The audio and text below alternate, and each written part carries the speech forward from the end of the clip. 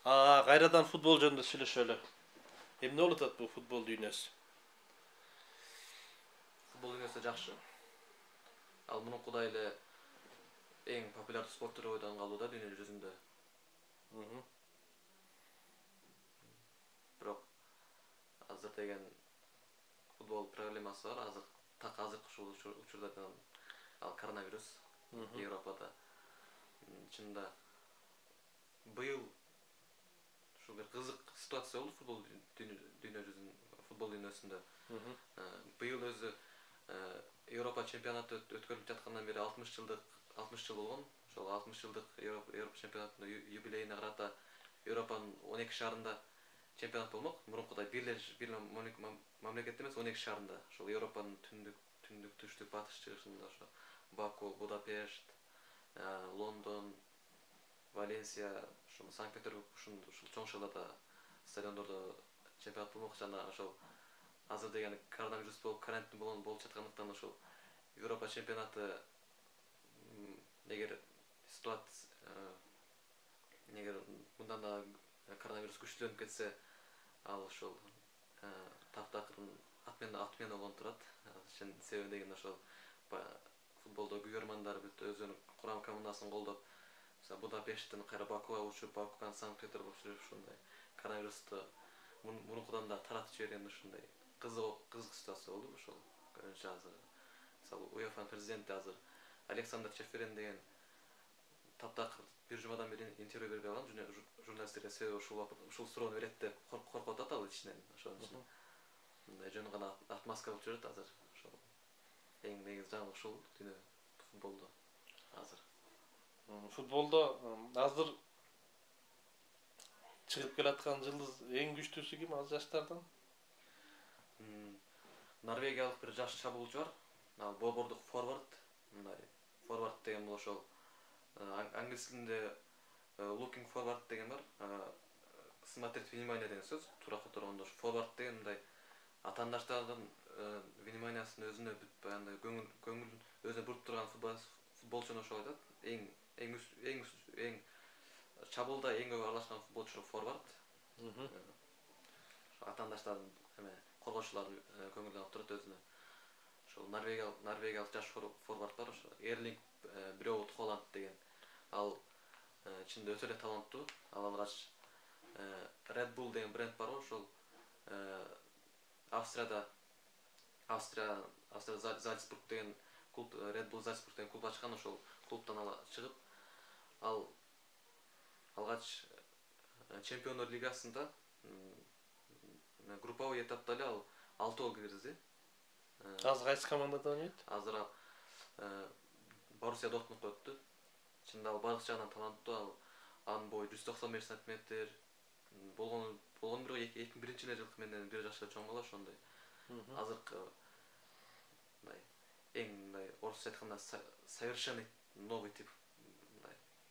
Футболист совершенно нового поколения ошондой. Бою физика жагынан күчтүү, башы менен жакшы ойнойт. Ал ошол өткөн жумада Боруссия менен ПСЖ ойногон Лига чемпионатта. Ошолдо ал машина деген 38 км саатына жылдамдыкты өрчүттү ал. Эң ылдам чуркаган ким азыр негизи дүйнөдө футболисттерде? Килиан Мбаппе албетте. Жана ошондой эле Адама Траоре деген футболчу бар. Алар ошо 43 км/ч чуркашат. Эң ылдам. Бул эми футболдо мисалы азыр ушунча акча короп атат да. Анан бул чоң индустрия болуп атат да. Анан ушул жактан ушул немеге эмне үчүн орустар кире албай атат ушу чоң рынокко? Орустар эмне үчүн эч ким признавать этпейт орус футболчуларын? Мисалы үчүн Испания лигасында, Премьер лигада, жок деген Италия, Германияда деле орустар аз да го. Мисалы Англия лигасында деле саналуу эле болуш керек. Эң биринчи себеп катары бул жерде географиялык факторду ачыш керек. Мисалы Англия чемпионатында 20 команда бар. Англия өзү кичинекей мамлекет. Ал ошол мисалы Англиянын түштүгүндө Бёрнли деген шаар бар. Ал ошол Бернлиде жашады. Бернли деген клуб бар. Ал Англиянын түндүгүндө жайгашкан Ньюкасл деген клубка мындай болгон 1 саатта самолет менен учуп барып, конокто матч ойноп, кайра өзүнүн барабыз болот. Бул жерде мындай чыгым анча көп болбойт. Ал эми Россия премьер лигасын алсак деген ал жерде мисалы Казан шаарында ойногон клуб Санкт-Петербург барыш үчүн көп акчасы кетип калат. Себеби ал жерде мындай аралык чоң да. Ушундай себептен кетсек болот. Жана ошондой эле чында Россия орустар өзү Европадан жана калып калды. Бүтүн өнүгүү Бардык жагынан, бардык жагынан калып калды. Өз бир эле жеке эле футболдо эмес, башка жактардан да ошол себептүү. Азыр футболчулар мурунку убакта канча гол киргизген, канча гол киргизген, пас чыгарып берген, канча ошол дуэль ушундай футболчулар деген боюна, салмагына карата баалашчу. Азыр деген коэффициент полезных действий деген болот. Ошол атайын Германиянын окумуштуулар тарабынан чыгарып иштеген программа бар. Ал жакында эле жарым жыл мурун гана Швециянын окумуштуулар тарабынан дагы жакшыртылды ошол программа. Ал бүт футболчулар мындай бир матчта канча километр чуккады, канча перехват жасады, канча бордулду, ошол мындай анын мындай канчалык акылдуу ошол жагын эсептеп жыйынтыгында азыркы учурда мисалы Кевин Де Брюйне деген сыяктуу мындай аябай акылдуу футболчулар чыгабы да. Ошон Россияда ошол технологиялар жок негизи, ошон үчүн. Жана болельщиктер дедиң, күйөрмандар. Буларга эмне кылар иш жокпу же буларды ким каржылайт? Эрчи эле жүрө беришеби? Мисалы үчүн Реал Мадридтин канча күйөрмани бар? Туруктуу канча киши булар така ээрчип жүрөт? Бул Реал Мадрид деген дүйнө жүзүндө жүздөгөн, балким миңдеген фан клубтары болот. Мадридтин өзүндө эле бир фан клуб бар. Фан клуб деген эмне ал? Фанаттардын клубу. Ошол бир фан клубта 50.000 күйөрман болот. Алар көбүнчө мындай бир сезондо канча матч болсо ошол матчтардын баарын эсептеп, ошол канча билет чыгат, ошодон абонемент беришет алар. Бүт болельщиктердин ушул дээрлик 80% ошо абонемент колдонушат. Ошол себептен абонемент себептен да сезон башында эле ал бир топ эле чоң сумма сатып алып, ошол абонемент корош үчүн мындай башка жакка жүрөт. Ошол транспортко да бир аз транспортто арзаныраак болот башкаларга караганда. Ошол абонемент мен өз командамды колдоп ошол мисалы Реал Мадрид менен кошо Севилья шаарына барайын деп атам. Конокто ойнокчу матч ушундай. Мисалы Турцияда ойношуп калат, Италияда ойноп калат. Аяка да ээрчип барышабы? Болельщиктер Барышат. өзү төлөп барабы? Өзү төлөп. Буларга иш жокпу же булар кандай? Айлыгы көп балдарбы, кандай булар? Мен ушу жакшы түшүнбөйм ушу системаны. Жок. Европада өз жашоо негизи кыйын, бирок мындай күнүмдүк нерселерге баа арзан эле. Кыргызстанга караганда бирок аябай эле кымбат, бирок ошол Европанын өзүн алып карасак арзан эле болот. Мисалы бир франциялык жаран бир машина айдаса, ал ошол машина айдаган үчүн бир жылда иштеп тапкан акчасынын жарымын берет салыкка. Жана бирок ошол эле учурда мындай ал жаранга мындай не салуу, бир ошол футбол оюндарына баруу, саякаттоо сыяктуу нерселер арзан түшөт. Жана өтө эле мындай айтып отурса болот. Буларда биздегидей проблемалар жок да, той топур, өлүм житим. Булар башка жашоо булардыкы. Башка жашоо. Мында убакыт үнөмдөгөр. Убакыт туура колдонушат. Анын үстүнө матчтар көбүнчө жекшемби же ишемби күндөрү болот. Ошол себептүү. Ага чейин иштеп, анан бир күн эс алыш керек да ошол. Матч көргөнү барат. Анан мына футболисттерге болгон нагрузканы мен байкайм да, бул аябай чоң. Булар өлүп калбайбы? Мисалы үчүн 2 күнүн биринде эле аябай чоң матчтар болуп калып атат го. Мисалы Англия премьер лигасы. Булар кантип ошончо нагрузканы көтөрүп жүрүшөт? 4 же 5 күнүн ичинде бир матч ойносо жакшы эле болот негизи.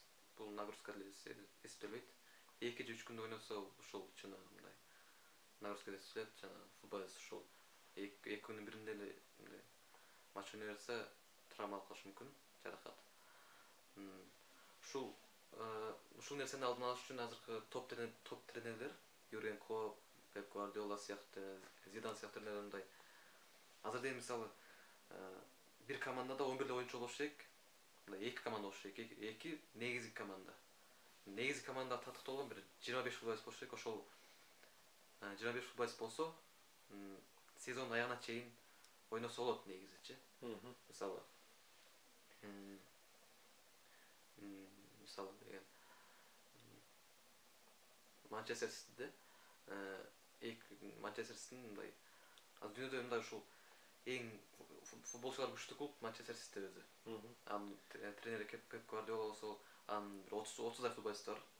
Мындай негизги курамга чыгаруучу татыкталган. Мисалы Серхио Агуэро травма калса, Серхио Агуэродон мындай дүйнөлүк деңгээлде аябай чоң бамардыр футболист. Травма калса аны ошол мындай толук деңгээлде эле алмаштыруучу башка футболчу болот, анын сөз Габриэль Жезус деген ушундай. Травма калса же болбосо бир эс алып калса, мындай баласы төрөлсө, мындай үй бүлөгө себеп болсо, ошол мындай алмаштыруучу футболист болуш керек да. Ушундай. Дүйнөдө азыр эң бай футбол клуб кайсыл? Бюджети канча? Бир жылдык бюджети же кандай? Кандай маалыматтарды билесиң? Азыр деген дүйнөдө эң бай клуб Барселона. Алар январь айында 2019 жылда финансы отчет көрсөтүштү. Алар деген таза киреше алардыкы 950 миллион доллар болду. Таза киреше. Кыргызстан бюджетинин жарымын бир эле футбол клуб таап коюптур да. Эң бай футболист ким азыр? Лионель Месси. Ал тиги немеден да байбы? Мбаппеден. Мбаппе мындай начар чемпионатта ойнойт. Ла Лиганын алдында Испаниянын чемпионатынан караганда Франциянын чемпионаты аябай эле слабый, ошон үчүн. Ошол себептен мындай реклама жагынан, телевизиондо промоушен лигалар ошол мындай өзү телеправа сатышат да трансляцияга. Ла Лига көп сатат, лигаден караганда 4-5 эсе көп сатат ошол себептүү. Мбаппе канча бай элек? Жашта, Жашта. Роналдо дагы канча жыл ойнойт? Роналдо азыр 35-ке чыкты, бирок ал 2018 жылы деген 33 жашында ошол Туринге келгенде Италияга, анын ошол ар бир клубка өткөндө футболисттер мындай медосмотр болот да. Ал деген ошол медиктер, Ювентустун медиктери ошол мындай Роналдо текшерип чыгышканда анын денеси мындай 23 жаштагы баланын кандай эле болгон экен. 33 жашта эмес. Жаш эле. Дагы анда 5-6 жыл ойнойт окшойт. 40 жашка чейин ойнойт 40 жашка чейин ойнойт экен да. Травма калбаса 40 жашка чейин ойнойт. Лионель Месси андай эмес, калып калды. Мурункудай көп чуркабайт. Сен өзүң эң жакшы көргөн футболистиң ким? Менин эң жакшы көргөн футболистим Эден Азар. Неге? Ал биринчиден мусулман.